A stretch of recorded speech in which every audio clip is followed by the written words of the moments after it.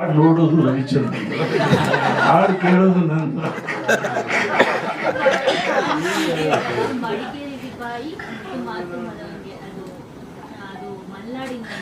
ಮಲ್ನಾಡಲ್ಲ, ಕೊಡಗು. ಮತ್ತೆ ನಮ್ಮ ಕಡೆ ಸಾಂಬಾರ್ ಅಂದ್ರೆ ನಿಮ್ ಕಡೆ ಏನಂತಾರೆ ಆ ತರ ಆ ನಾಡಿನ ಇದನ್ನ ಶೈಲಿನ ಬಳಸಿರ್ತೀರ ನೀವು. ಇದು ಕೂಡ ನೀವು ಹೇಳ್ತಾ ಇದ್ದೀವಿ ತುಳುನಲ್ಲಿ ಹೇಳು ಅಂತಂದ್ರೆ ಇದು ಕೂಡ ಕನ್ನಡ ಮತ್ತೆ ತುಳು ಎರಡು ಮಿಕ್ಸ್ ಆಗಿರುವಂತ ಸಾಂಗ್. ಅದೇ ಒಳ್ಳೇದೇ. ಆ ದೈವದ ಬಗ್ಗೆ ಒಂದು ಒಳ್ಳೆ ಮಾತಿದೆ, ಏನಂದ್ರೆ ನುಡಿದ ನಾಲಿಗೆ ಸುಮ್ಮನಾಗುವ ಮೊದಲು ಕೋರಿದ ಕೋರಿಕೆ ಈಡೇರುತ್ತೆ. ಅಂದ್ರೆ ಇನ್ನು ಕೇಳಿದೆಯಂತೆ, ಕೇಳಿ ನಾಲಿಗೆ ಇನ್ನು ಸುಮ್ಮನಾಗೋಷ್ಟರೊಳಗೆ ಆ ದೈವ ಸ್ಯಾಂಕ್ಷನ್ ಮಾಡ್ಬಿಡತ್ತಾನೆ. ಇದು ಅದೊಂದು ಒಳ್ಳೆಯ ರೂಪಕ. ನಾನು ಗಮನ ಹೇಳಿದೆ ಇದರಿಂದ ತುಳುವಲ್ಲಿ ಹೇಳು ಹಿಂಗೆ ಹೇಳ್ತೀವಿ. ಆ ಸಾಲೆ ಹೇಳು, ಪಂಡಿನಾಲೈ ದೊಂಡೆ ತೇರೋರ್ದುಂಬು ಪಂಡಿ ಬರಕೆ ಈಡೇರು. ನೋಡಿ, ದಂಡಿನಾಲೈ ದೊಂಡೆ ಸೇದೋರ್ದುಂಬು ದೊಂಡೆ ಸೇದೋರ್ದುಂಬು ಪಂಡಿ ಪರಕೆ ಈಡೇರುಂಡು. ನಾನು ಹೇಳಿದೆ, ಅವನು ಹೇಳ್ಬಿಟ್ಟ, ಚುಂಬು ಆಗೋದು. ಅಂದರೆ ಟ್ರಿಬಲ್ ಎಕ್ಸ್ ಚೋಕ್ ಹಾಕೋದ್ರಿಂದ ಎಷ್ಟು ಅನುಕೂಲ ಆಗುತ್ತೆ ಅಂತ. ಸರ್ ಯಾವ್ದಪ್ಪ?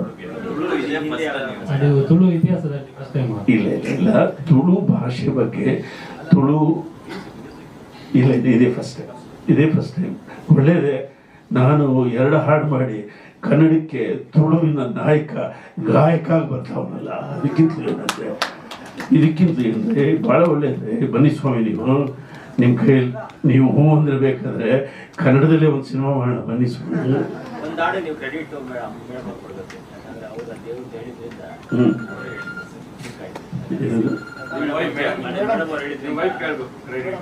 ಹೌದು,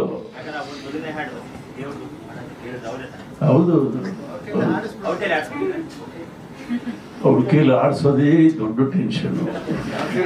ನನಗೆ BP ಶುಗರ್ ಎಲ್ಲ ರೈಸ್ ಆಗೋದೇ ಅವ್ರ ಮೈಕ್ ಮುಂದೆ ಹೋದ್ರೆ.